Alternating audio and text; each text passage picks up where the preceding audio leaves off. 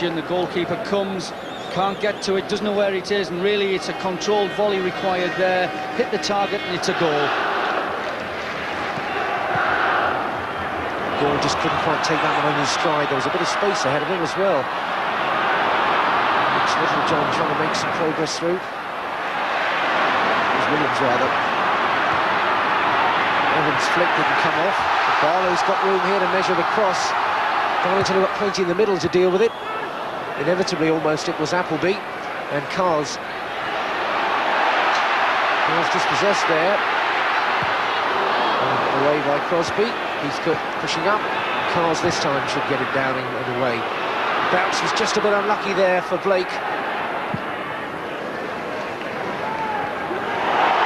Little John, the pace to get there first. He's got a real opening here. He sent it right across the face of the goal. And again, his pace got him in the right position, but he couldn't finish off the job. Well, that's a problem for Darlington when the two centre-backs get split and the ball's played inside. He doesn't really need to try and win the ball there, Brunwell. He's got to try and get inside him, if anything. Once he'd committed himself, then Littlejohn was left one-on-one, or at least on his own then. He's chasing the ball, he's going away from goal. If anything, he's got to duck inside him there. Once he commits himself, he leaves him with the opportunity for a clean strike on goal. Fortunately, it's flashed well wide of the far post.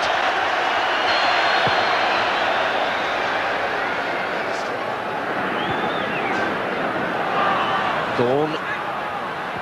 Blake. Touch was a bit heavy then.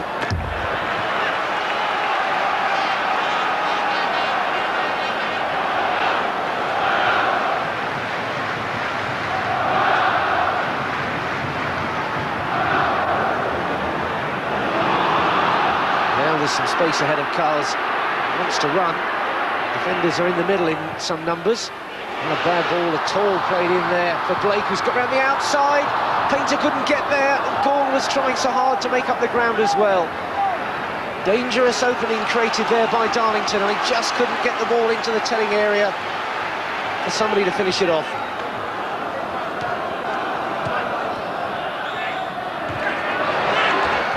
Regan. Appleby didn't reach Gorn. It was Ledbetter instead who comes inside, tries the shot, and again it's well off target. The real save Newell's had was when Littlejohn was through and he came out and got to the ball first. Well, it's a good chance here. He's 1v1, there's a lot of space to attack. Once he gets past Matty Appleby, there's no covering defender. He's still got time, and he strikes it with his right foot. It's well wide. I don't think his right foot's his strongest. I think he's a naturally left-footed player. Fortunately, he decided to hit it with his right, and it was a poor effort, really. You see the photographer's duck, you know it's not going to trouble the keeper.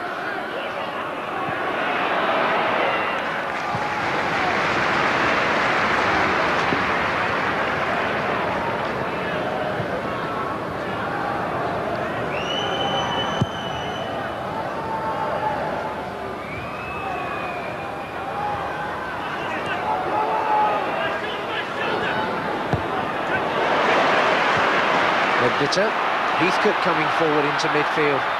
Gorn ready to run and challenge him, but strong work there from Heathcote. Williams got it into the middle from the wide position. Bernard and Gregan charging it down. Appeals there for the handball against Gregan. Ball was very much played straight at him. There wasn't too much he could do about it, I don't think. Well, we see it here, but certainly there wasn't too much daylight between the two players, and I think it would have been a harsh decision if a penalty had been given here. He's gone there, he's turned his back on it, his arm's up, but he's turned his back on it, he's not even looking at the ball. Argyle's corner, though. Final minute of the first half. Heathcote is up there, but again it's Gregan who makes sure he gets to it first. Bannister picks it up. Gregan has been a tower of strength at the back.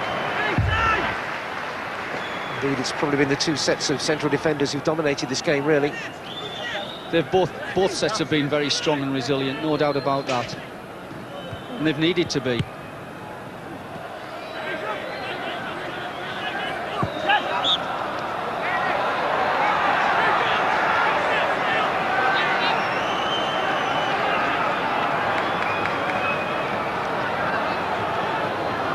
chance perhaps for Argyle to test Newell. If they can get the ball forward effectively enough here. A little bit of stoppage time to add on. Darlington finishing the half on the defensive, but with possession there. Argyle finished 4th and Darlington 5th. There's only goals scored that separated the two teams. Level after 46 games, 1 point, and level after 45 minutes here. A goalless first half. Matty Appleby came forward from defence to get on the end of best chance for the Quakers, and twice Littlejohn has got through and should perhaps have finished off rather better. But no goals yet in a really tight, enterprising game. It's been an enjoyable one for a very impressive sized crowd. But at half-time at Wembley, it's Darlington 0, Plymouth Argyle 0. We'll be right back.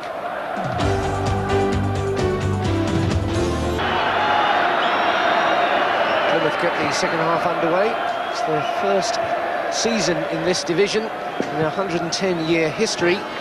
Darlington, by contrast, are looking for their 5th promotion from this level. But they've also had to make it back from the conference. They went through the most traumatic time in their history. They've managed to put all that behind them. Jim Platt just taking his place there on the bench. Yes, you are, Telly. The face painting was well worth it.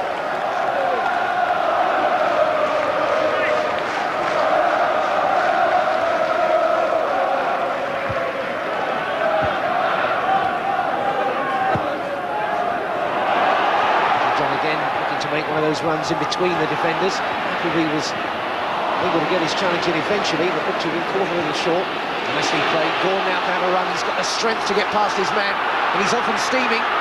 This is Steve Gorn on a run. Good block by Heathcote though. And Blake doing well to retain possession, and Argyle really had to defend with some determination, but matched as well by Gorn, who's won it back again. And a handball there, spoiling some great work there by the man in the engine room for Darlington. It was fine midfield battling that. Up goes Gregan. Appleby. Painter stretched. It was a thoughtful ball played in by Appleby. And Painter was certainly on the wavelength. Well, he has a look up here. Appleby delivers a good ball, just clipped in into the space, and actually gets a touch on that, doesn't he, Painter? Unfortunately for Darlington, it goes straight into the goalkeeper's hands. Anywhere else, and the goalkeeper's got to make a save. Gorn.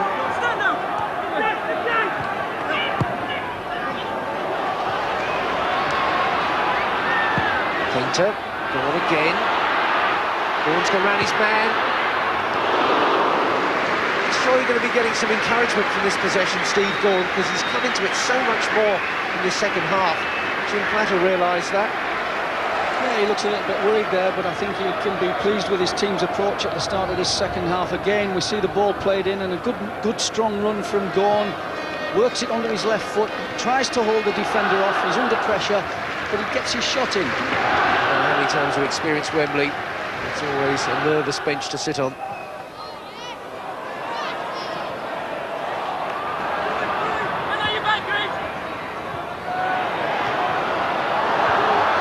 Trying to get free here. Appleby concedes the corner kick.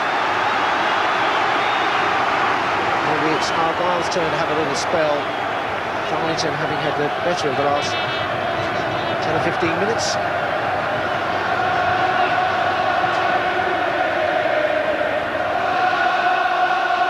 The keeper, the man under pressure here. He's been having to try to catch when he can. This one played back to Patterson. A bad ball in, and a good goal. Morja. Argyle take the lead. Ronnie Morja. And those fans in green and white, delirious there. 20 minutes gone in the second half. And it's one, Plymouth's way. Well, they weren't alert here to the little ball played back. It's a good ball clipped in, but then probably one of the smallest players on the field, Morga, gets a free header. Poor marking by Darlington. It's a good ball clipped in. Defenders starting to come out. They're static. Nobody's really marking him. There's half a dozen black and white shirts in there, but nobody marking. And unfortunately, Darlington have paid the price. Now this game will really turn around. Darlington 0, Plymouth Argyle 1. 25 minutes left, and Darlington have got to get themselves back again. And Warnock is really getting excited now. Looking for his 4th playoff victory, Neil Warnock. Rory Rogers, 8th of the season, putting the Devon side in control at the moment.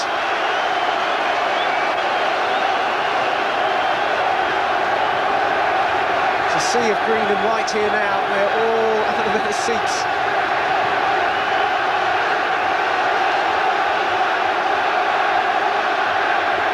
Look at those Plymouth fans, more than 30,000 of them.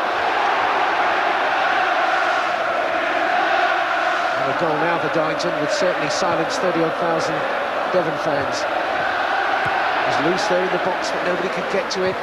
Appleby, Gawn, looking to play the 1-2 in. A key part of the game this is now. And Little John's got it.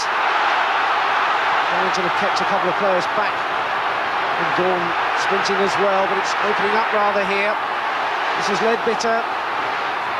He wasted the opportunity, and he got spare on this near side. And Darlington were looking stretched, even though they'd held 2 back to deal with the attack. Well, they had enough players back, Darlington, with the initial break. It was when the play was switched from right to left that they were left a little bit short, but that wasn't the best of strikes either. Goalkeeper had his near post covered. That wasn't going to be a problem to him.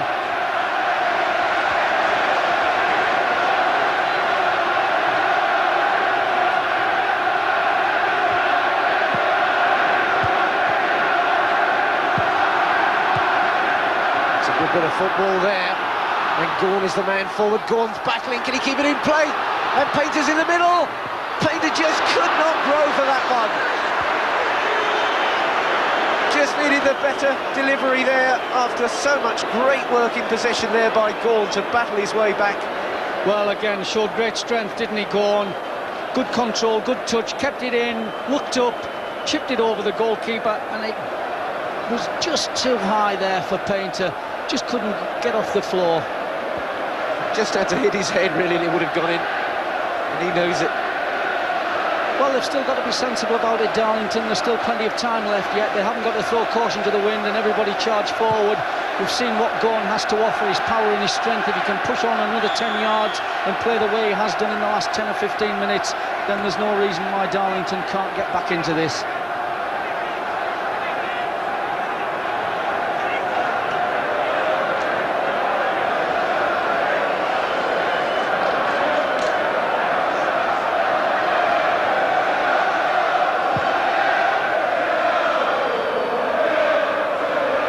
Cars. So Darlington throw.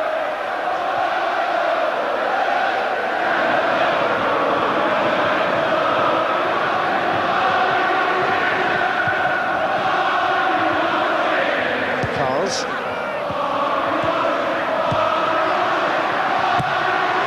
The tackle that was.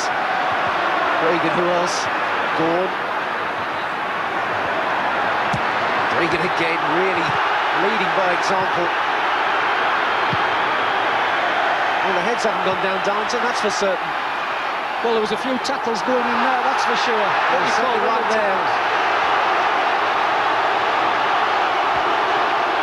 A little bit of overreaction going on. Appleby and Little John. And for the first time, really, Bill Burns, the referee's got a spot of bother to sort out. Not getting too excited, though. It's just getting the players involved to one side. Well, they're leaning into each other. Little John's got hold of Appleby. Appleby's got hold of Little John. I suppose inevitably, with the stakes as high as they are, we're going to get a little bit of a situation where now it's going to be quite competitive, to say the least. Substitution here. It's Matt Carmichael, who was left out today, getting into the action. And it's Steve Gaughan who comes out of midfield after a really strength-sapping performance by him. Only 3 or 4 minutes for Carmichael, 32-year-old, to contribute something.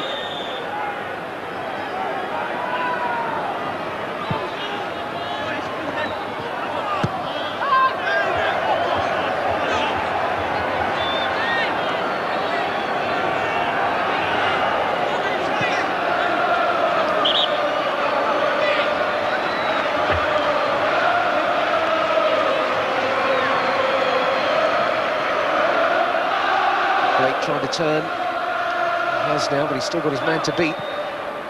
He's got a corner kick. Hope springs eternal then for the Quakers.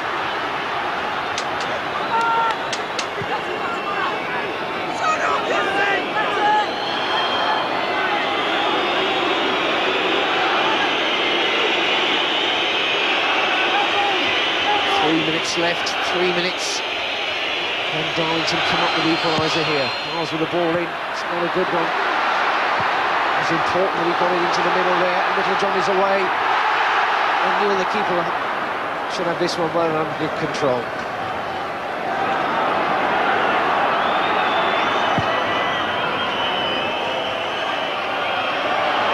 Carmichael. Well, that would have been fairy tale stuff at Wembley for Matt Carmichael. A steadier hand would have perhaps been a bit more appropriate. A steadier foot, as it turned out. Well, a long ball here, hit to the heart of the defence. Headed clear, it drops for Carmichael. Just gets underneath it, lifts it over the bar. It was a chance. It's tough enough over 46 games to chisel out what it takes to get up. And another 3 games are thrown at you. It's another mountain to climb. It's been the same for both teams, of course, and Argyle had the hopes of automatic promotion on the final day as well, but couldn't grab it. They were very rarely out of the playoff positions all season. And they look as though they're a club with the support, obviously, the finance and the foundation of a team that can carry on up, back towards a status in football that they feel is more rightly theirs. Darlington just fallen that little bit short in the end, David, it looks. Yeah, they just haven't had that cutting edge, have they, in the final third. They've not, for all the possession they've had in this second half, they've maybe had 1 or 2 chances, that's all. In fairness to Plymouth, they've defended in depth, they've defended in numbers, they've made it hard for Darlington. For all, as I say, Darlington had all the possession virtually in this second half, particularly having gone 1-0 down.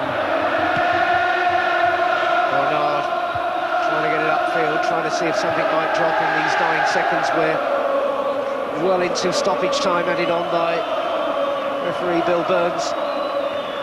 The scarves are out, the singing's begun. Warnock waiting to erupt.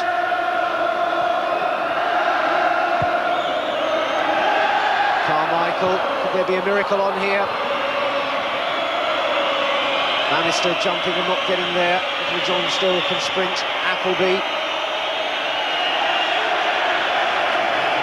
John just being pulled away from the action there by the referee. Just getting a bit fractious down there. All the tension. Referee just keeping it calm.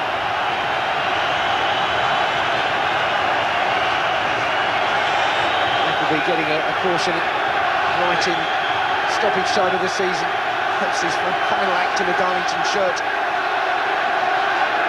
Well, a little bit of frustration creeping in there. Appleby kicking the ball against the Plymouth player when he was laid on the floor, and the referee really no alternative but to show the yellow card for that. Just a little bit of petulance. O'Neill desperate to get that ball back. Need a lot for Michael Evans there, a Plymouth lad, born and bred.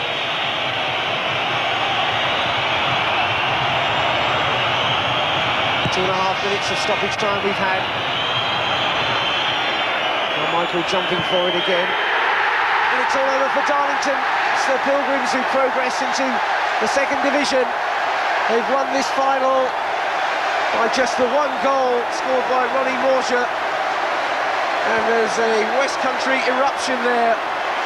They came up in numbers from Devon, more than 30,000 football pilgrims, and they've been victorious here at Wembley. Despair for Andy Crosby and his Darlington team. Automatic promotion was snatched from them on the final day, and now the Wembley glory belongs to Plymouth Argyle. It's Ronnie Morgia who was the hero.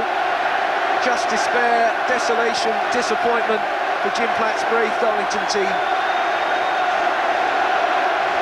All the celebrations are in green and white.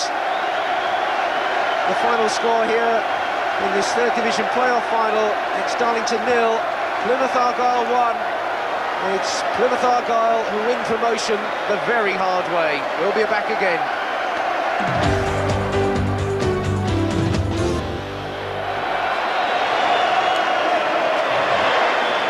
Nicky Heathcote then, the County Durham lad, leads Plymouth Argyle up the Wembley steps. He's their player of the season.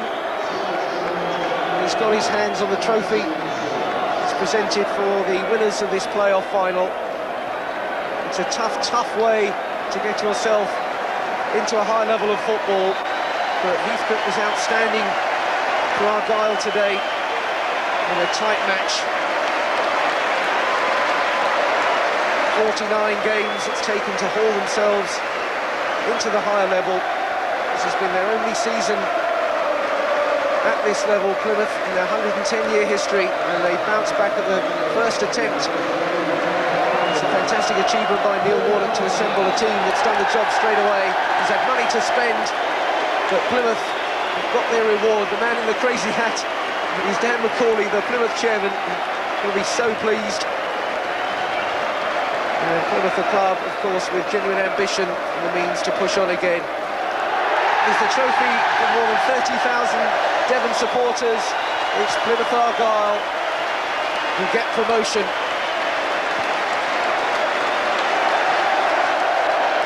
There's nothing for Darlington apart from applause. No consolation medals, no promotion. Just the realisation it's still been a terrific achievement this season to go from a team that was sliding towards the conference again last season to a team who came as close as you can get to making it into the second division. Bitterly disappointed faces there, those youngsters, but hopefully Darlington can take strength as well as cash from this promotion campaign and build something again next season. He's done it again, Neil Warnock, twice with Notts County, last season with Huddersfield, and it's another playoff triumph for Neil Warnock. He really can do the job, give the man his due. He's a hero now in Devon. Gary, you tried your hearts out there. Can you put into words your feelings at the moment? Well, this is the second time I've lost here, and it's just as bad losing the second time. I feel for all the kids really who've put in all the efforts, the young lads. It is a young team, the average age about 22 or something. It'll be a great experience for them, but it'll take them a while to get over this, I think. And for the fans as well, the support was fantastic, wasn't it? Absolutely marvellous. The away fans for us have been brilliant all season, and they've certainly came out today, and absolutely, I think the lads have been a credit to the club really, the way they've played the football, and a bit unfortunate today, but that's football. Matty, disappointments. You couldn't have done much more there, could you? No, I think we give everything that we had. Unfortunately, they've got the break. I thought we should have got in the first half. It wasn't to be, but good winners. I think it should have been us, but maybe it's again next year. Jim, what can you say about your players this afternoon? They tried for you. Yeah, they've done great this season. Just wasn't to be. Remember that. We could be there next year, and at least we've been here and done it now, so we'll be more prepared next year. You can be very proud of them this afternoon, can't you? Oh yeah. It was always going to be one goal was going to win it, and we were sleeping a little bit. We had a couple of chances early on, we could have won it. That wasn't to be. Very proud of the lads. They've had a magnificent season. I hope they look back on it. They played at Wembley now.